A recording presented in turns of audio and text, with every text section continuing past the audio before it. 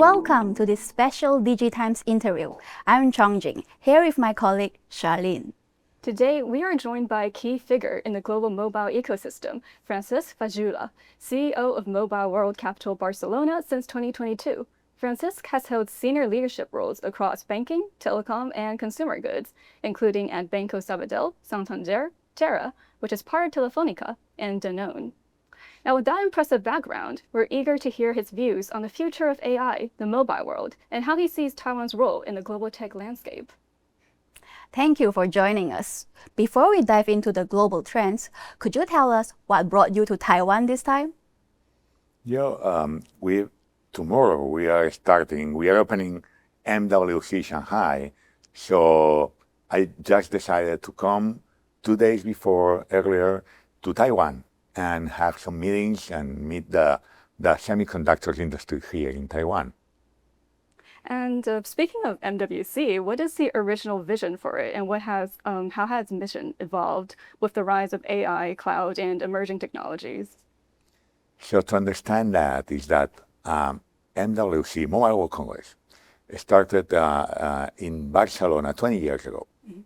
And it started as a trade show, a congress, where telco operators bought equipment for their networks and devices for their clients. Mm-hmm. That was the beginning. Now technology has shifted everything in the world. So I remember at that time, technology was part of the finance department of the companies, and it was like a cost that you had to have in order to operate. Now technology is at the forefront and center of the decision and the strategy of the companies. Mm-hmm. So that changed everything in the meantime, in these 20 years. And if you go now to MWC Barcelona, you will meet more than 50% of the attendees that are not coming from the mobile industry. They come from automotive, textile, manufacturing, etc., etc.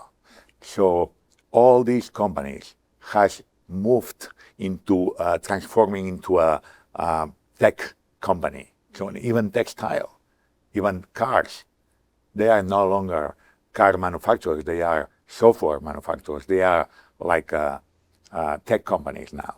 So 25% of the attendees at MWC Barcelona are C-level executives, which is very unique in the ecosystem of events in the world.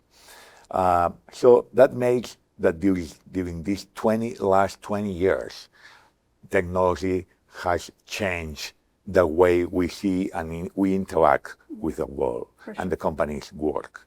So that's MWC now. It's nothing to do with mobile, but with the future of companies and the future of society. Mm-hmm. In fact, there is an anecdote. The organization is trying us to say that it's no longer Mobile World Congress. They want to name it MWC.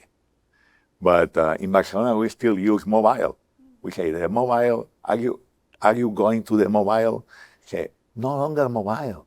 This is about the future. It's no longer mobile only. Yeah. So it's, yeah, like you mentioned, now it's become a cross-sector ICT platform, and different participants from other non-traditional telecom industries are also participating. How do you see the event's roles or expectations it can fulfill for different sectors now? In the sense that I was speaking before, these new attendees, doesn't want to know the new technology related to connectivity, to AI. What they want to know is exactly how are they going to use that technology or those technologies in their companies. So that makes a big difference between the content that we had to provide at MWC 20 or 10 years ago and the content that we have to provide now. And it has been changing so much, but it has been very natural. It's not that, you come, we are not forcing anything. So I usually say that you can think of MWC as 3 different events. One is the classical one that I was saying before, is that telco operators buying equipment and devices. That's the first part and the oldest part. You can find also like the B2C part, where you see all these drones, autonomous vehicles, AI, etc., etc. And it's like the show off of MWC. If you go there, it's the whole 3, whole 4, is that the biggest part. And also you can find there the 4 years from now, which is about startups, venture capital, private equity, and all these kind of things. So these kind of innovations coming from the small companies, which is the most disruptive technologies and events there. From this year, we develop a new event inside MWC called Talent Arena, where the talent that makes everything else possible meets with companies, corporations, universities, and all this whole ecosystem makes sense.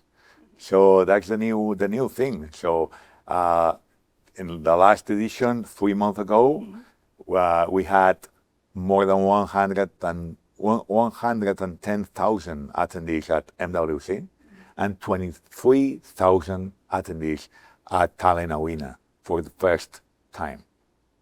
Congratulations. Thank you. We will talk about Talent Arena a little bit more later, but it's certainly fascinating to see how much MWC has expanded, not just across industries, but also globally. We know there are editions in Shanghai, Las Vegas, Kigali, and now Doha.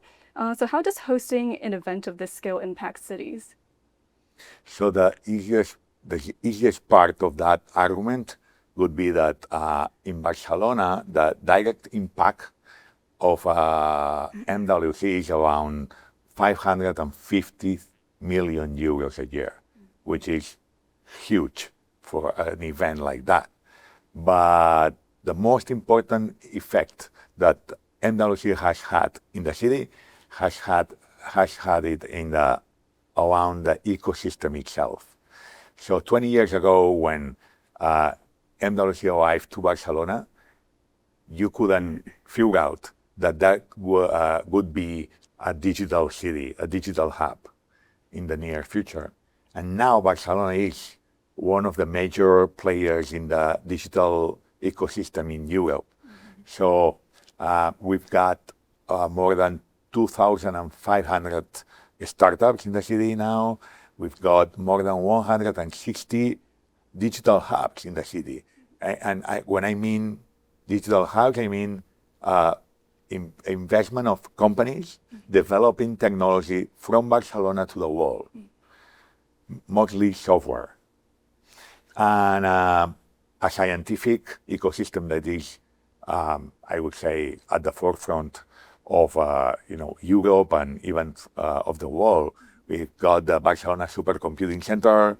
We have the electron accelerator there. So we have a lot of different scientific capabilities there. So Barcelona in 20 years has transformed itself from being only a touristic city, or mostly a touristic city, into a place to be if you are in the digital or in the IT industry in the world. So that's one of the biggest effect that MWC has had in this ecosystem in the last 20 years. Mm-hmm. And now that you are in Taiwan, we want to take this chance to ask you, how do you view Taiwan's role in shaping the future of global mobile innovation? Taiwan has a very, very unique role in all this ecosystem. I usually say you cannot understand the world now without understanding the role of Taiwan in everything. So semiconductors are not only a key piece of the technology in the world. It's like the dollar itself many years ago. It's like the way people interact and trade in the world. So you have such a very unique position. And that's again because you have a unique talent here. You have people that are capable of doing things that, you know, anywhere in the world they can do it. So the whole world is trying to catch up with Taiwan in the hardware industry, but it's going to be very tough for everyone else. So you have this unique situation that you have to keep moving on and to innovating instead of staying, you know, just quiet and steady.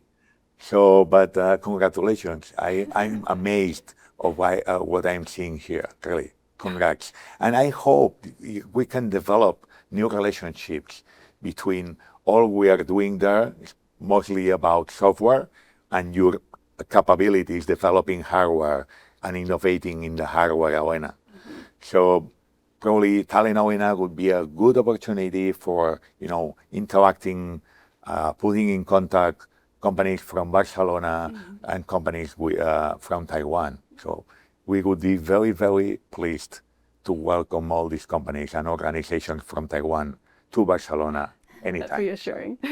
That's very reassuring to hear. And speaking of Barcelona, what unique values does Barcelona offer as a global tech capital? So Barcelona, again, has a very unique position because in the geostrategy of Europe, we are between Spain and France. You know that we are in the digital capital of Southern Europe, and you know what? We have a very strong position in developing talent. So we have very good universities, and you know the main reason when we ask these hubs of technology based in Barcelona and growing in Barcelona, why are they there? The first answer to that is that we generate very, very good engineers in Barcelona. So we have very good local talent. And again, the second reason why Barcelona has this unique offering in the digital world is because we have the ability to attract international talent from everywhere else in the world. So sometimes I ask these hubs why they establish their offices in Barcelona and say, okay, when the COVID ended, we asked the people, our people, where they were living. And most of them were saying, oh, I live in Barcelona. I love Barcelona because of the weather, the food, the people, whatever. So they decided to establish those headquarters in Barcelona for that reason. And even though they had people in Singapore or wherever in the world, they asked those people, where do you prefer to live? Do you prefer to live, I don't know, in Zurich, London, nice cities, all of them, or in Barcelona? And most of them, they answer, oh, we prefer to live in Barcelona. So we have this ability. I don't know if I told you before, we have over 25 to 30% of the people working in IT in the city coming from abroad. And even in cybersecurity, it's over 50% of the people comes from abroad and working in the city. Okay, that's impressive. So speaking of that, Talent Arena was launched this year during MWC Barcelona to bring together global developers. So how does this new event connect with the MWC Barcelona? We say that there is like a virtuous circle. So we started, as I said before, with a B2B business at MWC and trying to connect the hardware manufacturers, the equipment manufacturers with telco operators. We move on into the tech ecosystem and all these companies talking about operating systems and connectivity and about AI, of course, and blockchain and all these kind of things. But we had to keep moving. So we developed 4 years from now, and the startups and the venture capital of the world meet there as well during MWC that week. So, but there was no call for the talent. So all the people that made everything else possible, where they were into MWC that week. So we had to find the place to be for these guys. So we developed last year, after one pilot that we developed in the 24th edition of MWC, we developed this new event called Talent Arena. So we brought Steve Wozniak, co-founder of Apple, or we brought as a keynote speaker to Garry Kasparov, who was the world champion, the chess world champion that was beaten by a machine, the first one, beaten by Deep Blue, the IBM machine. So all of these guys, more than 370 speakers during 3 days in Barcelona, speaking about development, talent, and all these kind of things. So it was such a success that proved to us that this model was needed, that we need in Europe a place for these people to meet. And that's Talent Arena. So hopefully next year we'll meet a lot of Taiwanese companies and people speaking about, I don't know, the software around the hardware industry that you have as a unique asset here. So let's hope for that too. So that's really interesting. Thank you for sharing that. Now let's turn to Asia. So MWC Shanghai opens tomorrow, and it's the first major telecom event since the tariff news. So what kind of atmosphere are you expecting there? So it's great. We expect to beat all our records. It's going to be very successful. I'm really sure. So every year, MWC Shanghai is getting bigger and bigger. So you know that the Chinese industry is growing so much in some topics, specifically in connectivity, but especially MWC Shanghai is very focused on this connectivity of the companies that traditionally are working on that area, like ZTE or Huawei and all these guys. So automotive is going to play a key role, and probably AI. AI is everywhere now, so probably AI is going to be one of the key topics there. So we expect quite a good event in Shanghai from tomorrow on. Okay, so now let's talk about regional differences. So regulatory and market conditions differ between Europe and Asia Pacific. So what key differences do you observe in innovation pace and industry structure? Yeah, absolutely. So I will say that in Europe we have a regulatory framework that allows us only to do those innovations that you have previously approved to allow us. I mean, in the US, for example, you can do anything you want unless it is not specifically forbidden, which makes a huge difference. So now in Europe, we are in a crossroad. We need to decide how to protect our citizens from having these digital rights, but without stopping this pace of innovation. And that's a trade-off between, protecting privacy, our citizens, and the other way around is how you balance that with the innovation that you need. So we are kind of in that moment in Europe, and it's going to be tough, but I always think that big changes in the world makes the difference. So you only change when you need it, not when you want it. So Europe, is aware that we have to change now, and that's the good news. So hopefully Europe is going to play a role in this whole ecosystem in technology in the world. Okay, so now let's talk more about how do these differences affect global competitiveness? Yeah, that's good to say that. That's a good question. If you look at the numbers, the last decade in the US, for example, productivity has increased double than it has in Europe, for example. And if you read the reports from Enrico Letta or Mario Draghi, which are the main sponsors for change in Europe, you realize that probably most of this gap in competitiveness in the last decade has been because of the intensity in the use of technology. in the industry and in the society, and even in the public administration. So, and when you look at that, and the reasons why that happened in Europe is mostly because of the lack of talent that can, be the leaders of this digital transformation in all these organizations. So at the end, everything ends up in talent. So in Europe, what we really need is to have more talented people at all levels, executives, CEOs, executives, and all these levels, just to make sure that we can afford and we can lead this new period of digital transformation now. Okay, so now looking beyond challenges like trade tensions and regulation, what gives you the most optimism about the future of the global connectivity industry?